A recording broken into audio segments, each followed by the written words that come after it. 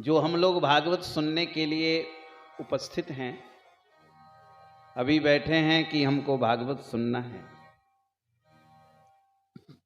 तो सबसे पहले ये जानना है कि भागवत का वास्तविक रूप क्या है, भागवत से क्या लेना है। क्योंकि जब तक हम भागवत के रूप को नहीं जानेंगे तब तक भागवत से लेना क्या है ये समझ में नहीं आए। तो सबसे पहले ये जानो कि भागवत से क्या लेना, भागवत का रूप क्या है।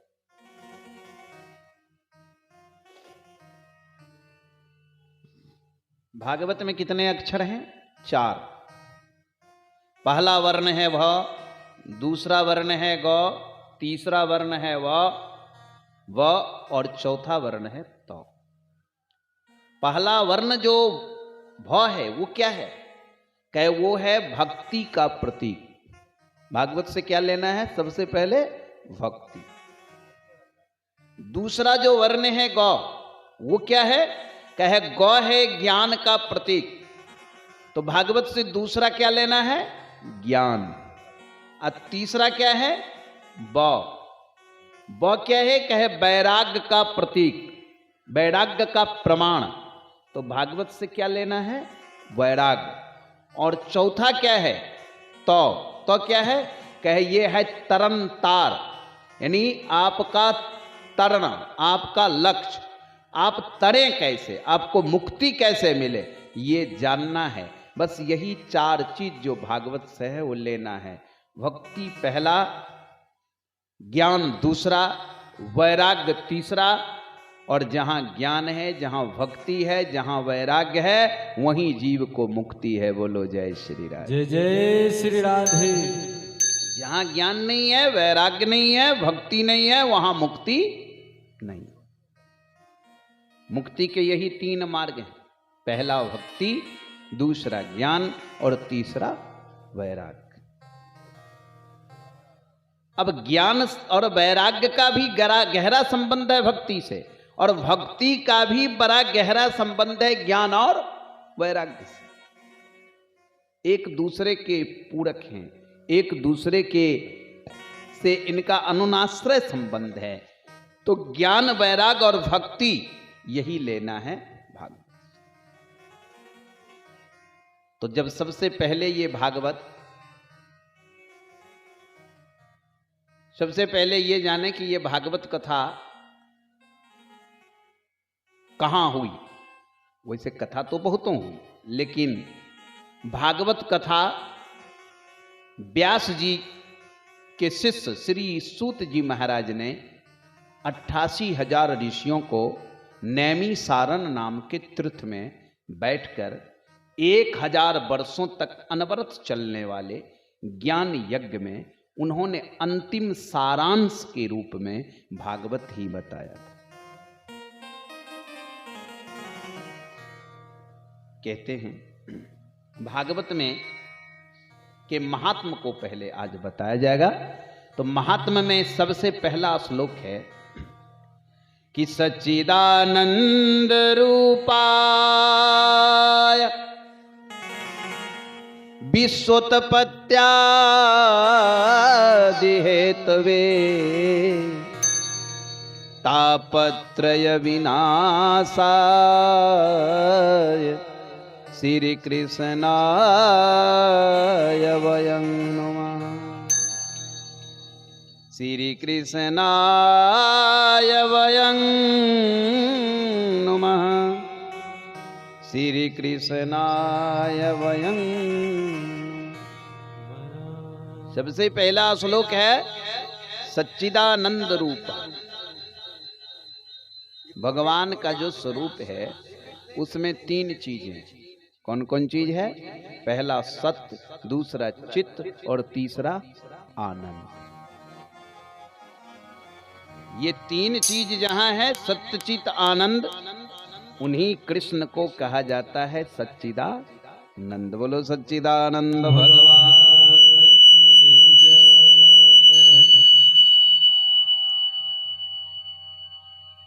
सच्चिदानंद, सत्य चित्त और आनंद।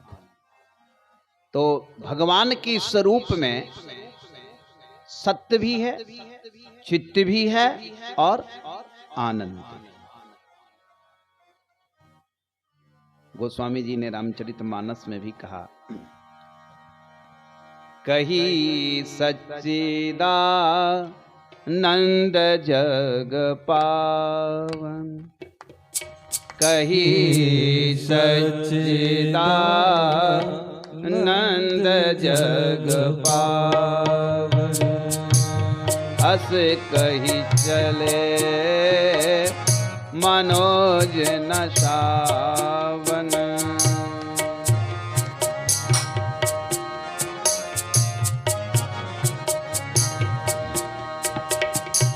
कही सच्चिदानंद जग पावन, कही सच्चिदानंद जग पावन।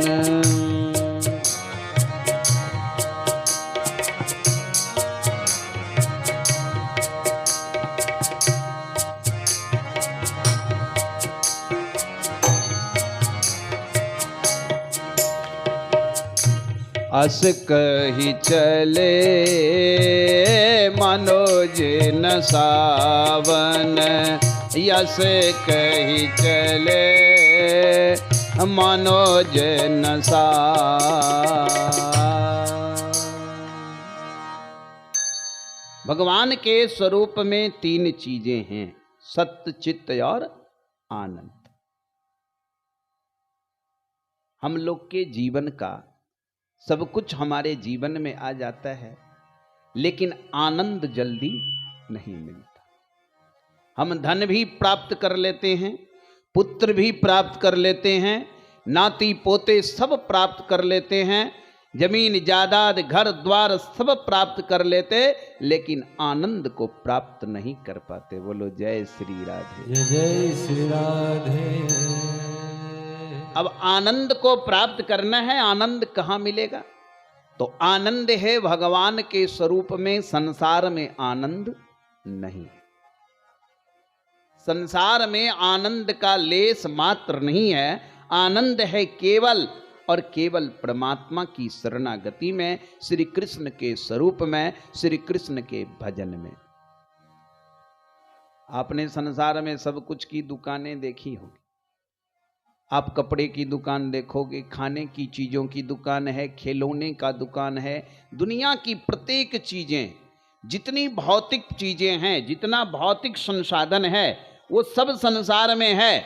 लेकिन आपने किसी शहर, किसी मार्केट, किसी बाजार में ऐसी दुकान कभी देखी जिसमें दुकान के सामने लिखा हो कि यहाँ 5 करोड़ में 100 ग्राम आनंद मिलता है? नहीं लिखा है। क्यों? क्योंकि संसार में आनंद है ही नहीं। आनंद है तो केवल परमात्मा की भजन में है। बोलो जय श्री राधे। जय जय श्री राधे। इसलिए कहते हैं, कही सच्चिदानंद जग पावन। तो सच्चिदानंद कौन है? परमात्मा, श्री कृष्ण। सभी ऋषि मुनि कहते हैं, मैं उस कृष्ण को प्रणाम करता हूं जिनका स्वरूप सत्य, चित्त और आनंद में है, और जिन्होंने सारे ब्रह्मांड की उत्पत्ति की, विश्वोत्पत्त्यादि हेतवे, अतापत्रय विनाशाय। जिनका नाम एक बार जीव ले ले तो उसके जीवन से तीनों ताप नष्ट हो जाते हैं, चाहे वो दैहिक हो, चाहे दैविक हो या भौतिक हो। तीनों ताप जिनके नाम लेने से मिट जाते हैं, ऐसे त्रिविध ताप नसावन श्री कृष्ण को मैं नमन करता हूं, मैं नमस्कार करता हूं। और कहते हैं, 88,000 ऋषियों ने सूत जी से कहा, महाराज अगर संसार में किसी मनुष्य को हीरे का टुकड़ा मिल जाए तो वो उसे बेचकर, उसे भजाकर संसार के सुख साधन को पा सकता है। यदि किसी आदमी को कल्प वृक्ष मिल जाए तो वो स्वर्ग का सुख भी पा सकता है। ये आसान है। लेकिन चिंतामणि टुकड़े से, हीरे के टुकड़े से और स्वर्ग के सुख से भी कभी सदगति नहीं मिल सकती है। सदगति जिसे पाना हो, दुर्लभ गति जिसे पाना हो तो उसे ना हीरे का टुकड़ा चाहिए, ना ही तो कल्प वृक्ष चाहिए, उसे केवल ज्ञान और गुरु की कृपा चाहिए। कहते हैं चिंतामणिर्लोक सुखं सुरद्रुहो स्वर्ग संपदम अगुरु प्रीतो प्रयच्छति वैकुंठम योगी दुर्लभम। संसार में गुरु की प्रीति, गुरु की कृपा प्राप्त करना बड़ा कठिन है। जिस जीव को गुरु की कृपा प्राप्त हो जाती, गुरु प्रीतो प्रयच्छति वैकुंठम योगी दुर्लभम, उसके लिए दुर्लभ जो गति है जोगियों की वो भी प्राप्त हो जाता है। और भगवत प्राप्ति उसी जीव को होती जिस पर भगवान की कृपा होती है, गुरु की कृपा होती। तो गुरु कौन है? जो ज्ञान दे। 88,000 ऋषियों को कौन ज्ञान दे रहे हैं? सूत जी महाराज। सूत जी महाराज को प्रणाम करके 88,000 ऋषियों ने कहा, आप गुरु तुल्य हैं, आप मुझे ऐसा ज्ञान दीजिए, ऐसी कथा सुनाइए। कथा तो मैंने बहुत सुनी, आप ही के द्वारा महाभारत भी सुना, रामायण भी सुना, सब कुछ सुना, आप ही के द्वारा ज्ञान प्राप्त किया। लेकिन मुझे जो कथा सुनाइए वो कथा नहीं, कथा का जो सार तत्व है, जो मूल निचोड़ है, जो सारांश है, वो मैं जानना चाहता। सुताख्या ही कथा सारंग मम कर्ण रसायन। कहते हैं सुताख्या ही कथा सारंग मम कर्ण रसायनम, मेरे कान के जो रसायन हो। जैसे बीमार होता है कोई तो वो दवा खाता है, दवा भीतर जाती है और उसका सारा रोग दूर हो जाता है। उसी प्रकार भगवान की जो कथा है, ये जो भागवत की कथा है, ये क्या है? क्या भगवत कथा है औषधि। ये कथा औषधि है, महा औषधि। हरि का गुणगान ये औषधि है। ये कथा जब कानों के द्वारा हृदय में उतरती है, हृदय का सारा विकार, सारा पाप, सारा सब कुछ समाप्त हो जाता है और हृदय में भगवान का निवास हो जाता है। यही कथा का सारांश है। सुताख्या ही कथा सारंग मम कर्ण रसायनम, मेरे कान के रसायन आप कथा को कहिए, सारांश बताइए कि कथा का सार तत्व क्या है। तब सूत जी महाराज कहते हैं, बड़े सुंदर भाव। सूत जी कहते हैं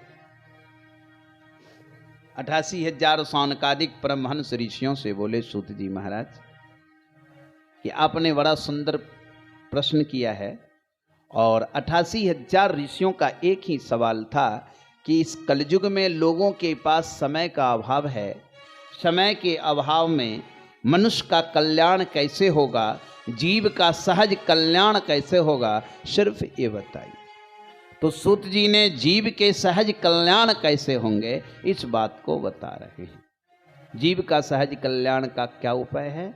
जीव के सहज कल्याण का एक ही उपाय है कि इस घोर कली काल में वो भागवत कथा सुने और भगवत शरणागति लेकर भगवान का भजन करे। यही जीव के सहज कल्याण का साधन, दूसरा कोई साधन नहीं।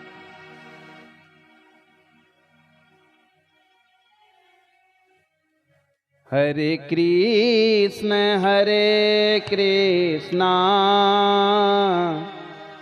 कृष्ण कृष्ण हरे हरे, हरे राम राम राम हरे हरे। हरे कृष्ण कृष्ण कृष्ण हरे हरे, हरे राम राम राम हरे हरे। हरे कृष्ण कृष्ण कृष्ण हरे हरे, हरे राम राम राम हरे हरे। हरे कृष्ण कृष्ण कृष्ण हरे हरे, हरे राम राम राम हरे हरे। हरे कृष्ण कृष्ण कृष्ण हरे हरे, हरे राम राम राम हरे हरे। हरे कृष्ण कृष्ण कृष्ण हरे हरे, हरे राम राम राम हरे हरे। हरे कृष्ण कृष्ण कृष्ण हरे हरे, हरे राम राम राम हरे हरे। बोलिए श्री वृंदावन बिहारी लाल की जय। श्री राधे जय जय श्री राधे। श्री सूत जी महाराज 88,000 ऋषियों से बोले, जीव के सहज कल्याण का एक ही साधन है भगवान का भजन करना। और जहां भी कथा हो, हरि गुणगान हो, भागवत कथा हो, उसे निश्चित रूप से श्रवण करना। भागवत कथा से बढ़कर जीव के सहज कल्याण का कोई दूसरा विकल्प नहीं। तो सूत जी से ऋषियों ने कहा, महाराज ये भागवत क्या है, जरा इसकी विशेषता, इसका महात्म, इसके विषय में कुछ समझाएं। तो सूत जी महाराज ऋषियों से कहते हैं कि श्रीमद् भागवत कथा इतना महत्वपूर्ण है, इसके संबंध में उन्होंने एक कथा बताई। कहते हैं कि जब एक बार परीक्षित जी महाराज को कथा सुनाने के लिए सुखदेव जी पहुंचे, तो देवराज इंद्र अमृत का कलश लेकर गया। और अमृत का कलश लेकर देवराज इंद्र ने सुखदेव जी से कहा कि महाराज ये अमृत का कलश आप ले लो और इसके बदले में आप कथा हमको सुना दो, और ये अमृत परीक्षित को पिला दो, ये अमर हो जाएंगे और हम कथा सुन। सुखदेव जी ने कहा नहीं, क्वत सुधा क्वत कथा क्वत मणि क्वत गुंजा। कहाँ ये अमृत और कहाँ वो कथा, कहाँ एक मणि और कहाँ एक कंकर। एक मणि की बराबरी एक कंकर नहीं कर सकता। उसी प्रकार कथा की तुलना अमृत से नहीं की जा सकती। अमृत पीकर कोई अमर हो सकता है, लेकिन अमृत पीकर किसी को आनंद नहीं मिल सकता है। अमृत पीकर कोई अमर हो सकता है, लेकिन अमृत पीकर किसी को मुक्ति नहीं मिल सकती है। और कथा, भागवत कथा अमृत से बढ़कर इसलिए है कि भागवत कथा सुनकर मुक्ति भी मिलती है, अमरता भी मिलती है, आनंद भी मिलता है और सद्गति भी मिलती है। बोलिए भागवत भगवान।